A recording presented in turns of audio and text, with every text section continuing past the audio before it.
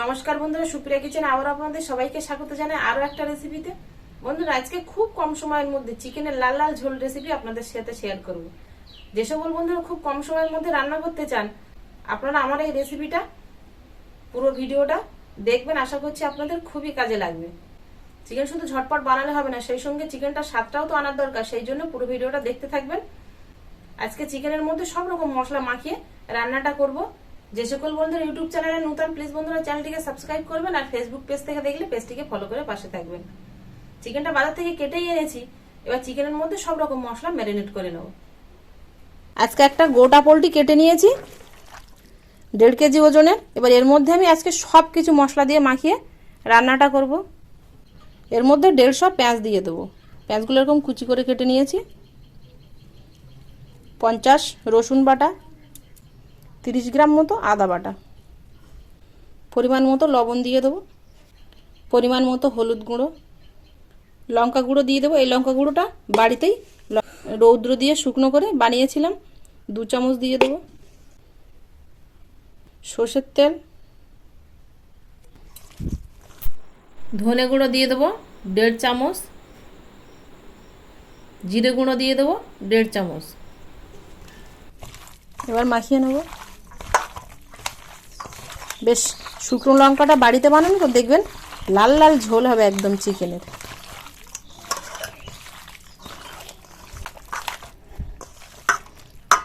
সব কিছু মশলা দিয়ে খুব ভালো করে মাখিয়ে নিয়েছি। এইভাবে চাপা দিয়ে রেখে দেবো আধ ঘন্টা। চিকেনটা ম্যারিনেট করে নিয়েছি।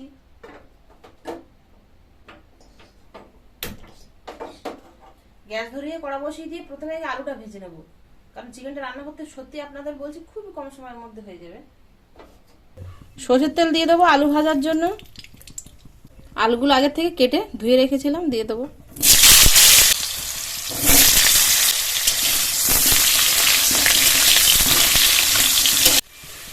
আলুতে লবণ হলুদ দিয়ে আপনারা ভেজে নিতে পারেন, কিন্তু আমি আজকে আলুটা এরকম খালি লাল করে ভেজে নিয়েছি। আলুটা এরকম লাল করে ভেজে নিয়েছি, এবার তুলে নেব। লবণ হলুদ ছাড়াও দেখুন তবু কালারটা কত সুন্দর হয়েছে ভাজা। এই তেলের মধ্যে রান্নার জন্য সরষের তেল দিয়ে দেবো প্রায় 150 মতো। টোটাল মাংসের মধ্যে যতটা দিয়েছি আর কড়াই এরকম একটা হিসেব করে 150 সরষের তেল দিয়ে দেবো। গরম তেলে দিয়ে দেবো তেজপাতা, শুকনো লঙ্কা আর গোটা গরম মশলা। এবার ম্যারিনেট করা মাংসটা দিয়ে দেবো।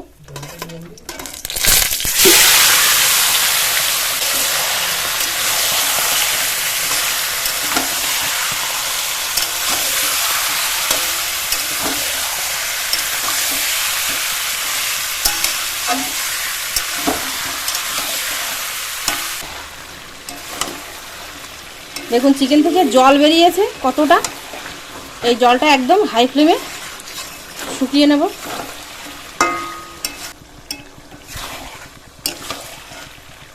5 মিনিট হাই ফ্লেমে কষিয়ে নিয়েছি। দেখুন তেল ছেড়ে দিয়েছে এই যে মাংস থেকে।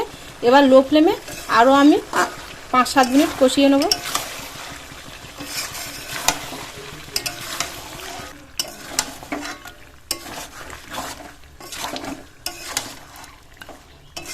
চিকেনটা কষানো প্রায় হয়ে গেছে।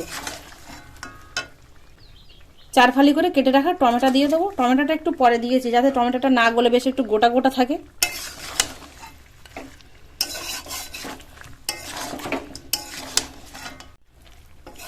চিকেনটা আরও 5-7 মিনিট কষিয়ে নিয়েছি। আর চিকেন থেকে দেখুন এই যে তেল ছেড়ে দিয়েছে, আর কড়ার গায়ে দেখুন আর লেগে যাচ্ছে না এরকম। কড়ার থেকেও কিন্তু চিকেনটা ছেড়ে দিয়েছে, কষানো হয়ে গেছে। এবার জল দিয়ে দেবো। এর থেকে আর বেশি কষাবো না, যেহেতু সব মশলা একসঙ্গে দিয়েছি। বেশি মশলাটা কষালে তিতু লাগবে, পুড়ে যাবে। জল দিয়ে দেবো। টমেটোগুলো দেখুন ঠিক এরকম গোটা গোটা রেখেছি আমি। বেশি একটু গোটা গোটা থাকবে, দেখতেও ভালো লাগবে আর খেতেও ভালো লাগবে। খাওয়ার সময় একটু ডলে নিলে।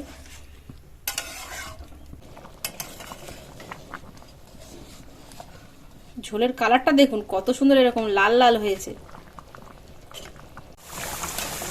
চিকেন রান্নাটা হয়ে গেছে। হালকা এরকম একটু ঝোল রেখেছি।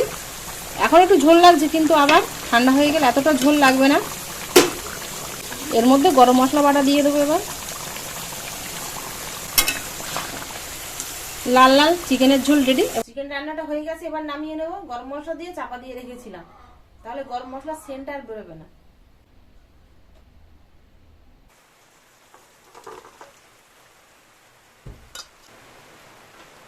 চিকেন রান্নাটা তো হয়ে গেছে। তো বন্ধুরা, আপনি দেখলেন যে কতটা কম সময়ের মধ্যে হয়ে গেল, আর দারুণ হবে খেতে। আপনারা গরম ভাত, রুটি, পরোটা সবকিছুর সাথে কিন্তু এই চিকেনের ঝোলটা খেতে পারবেন। একদম চিকেনের লাল লাল ঝোল। এইভাবে রান্না করে বাড়িতে খেয়ে দেখবেন। খাওয়ার পরে যদি আপনাদের ভালো লাগে তাহলে আপনাদের বন্ধুদের কাছে প্রচুর প্রচুর শেয়ার করবেন, লাইক করবেন, কমেন্ট করবেন।